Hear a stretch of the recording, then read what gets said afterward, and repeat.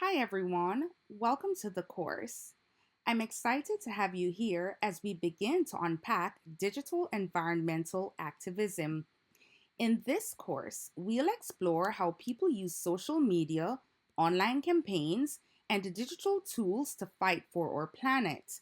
Whether you're new to activism or already active online, this class will give you insights into how digital movements grow, connect, and create real impact.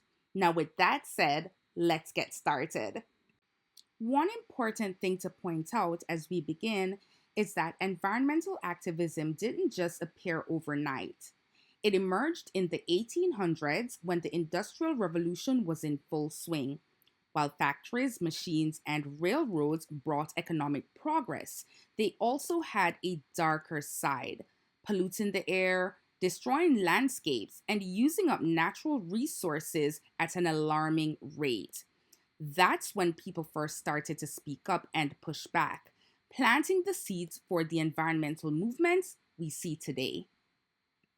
To be fair, people didn't always see nature as something to protect, but figures like Thoreau and Marsh started to change that. Thoreau's reflections on simple living in nature and Marsh's analysis of environmental destruction caused by humans helped open people's eyes. They pushed the idea that the environment isn't just a backdrop for human activity, it's a living system that we're part of and responsible for. Now, as we moved into the 20th century, conservation efforts started to go mainstream. President Theodore Roosevelt used his power to protect millions of acres of land, earning him the nickname the Conservationist President. And around the world, non governmental organizations like the WWF began pushing governments to take nature seriously. Environmentalism was no longer just about ideas, it was becoming a movement backed by laws, policies, and international cooperation. After World War II, industries were booming, but so was pollution. It wasn't until Rachel Carlson's Silent Spring came out in 1962 that people really began to wake up to the damage being done, especially by pesticides. Her work hit a nerve with many people. Just 8 years later, Earth Day was born, and suddenly millions of people were taking the streets for the planet. That energy pushed governments to act, passing some of the first major environmental protection laws in the United States. Now that we've explored some of the history associated with environmental activism, let's talk a bit about social media. Social media is everywhere. With over 4.2 billion users, it's become woven into our daily routines. But it's more than just scrolling and liking, it's a space for conversations that matter. Today, platforms like Instagram, TikTok, and X are being used to spark real world environmental change. They help movements grow, raise awareness instantly, and connect people across the globe with a shared mission. Generally speaking, social media plays multiple roles in activism. First, it spreads information fast, oftentimes faster than traditional news outlets. It also motivates people to get involved, whether through hashtag, a video, or a call to action.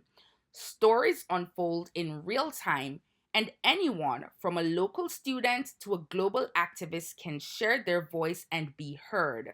That's the power of the platform. In my opinion, one of the best things about social media is how accessible it is. Anyone can start or join a conversation, whether it's about climate change, endangered species, or ocean pollution. We've seen campaigns that start online, they go viral, they gain massive support, and actually push real world change. They help people learn and act at the same time. Hence, the reason why they are such effective tools for environmental activism. And while social media can be a powerful tool for change, it also has its downsides. One major issue is disinformation. False or misleading content spreads quickly, especially when it plays on people's emotions. This can twist how people perceive environmental movements and sometimes even make them distrust important scientific facts or campaigns.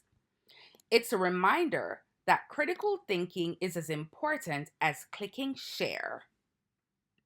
The fact is, activism has certainly changed. It's no longer just about marches or lobbying lawmakers. Today, it's about going viral. We must understand that hashtags, reels, and digital campaigns have turned everyday people into global advocates. Take Greta Thunberg, for example.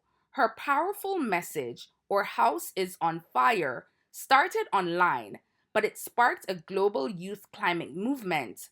It shows that one voice, amplified by the internet, can reach millions and inspire real action.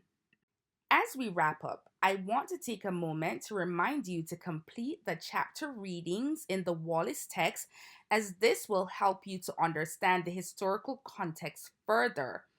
But remember this as well: the way we use social media matters. It's a powerful tool, but with that power comes great responsibility.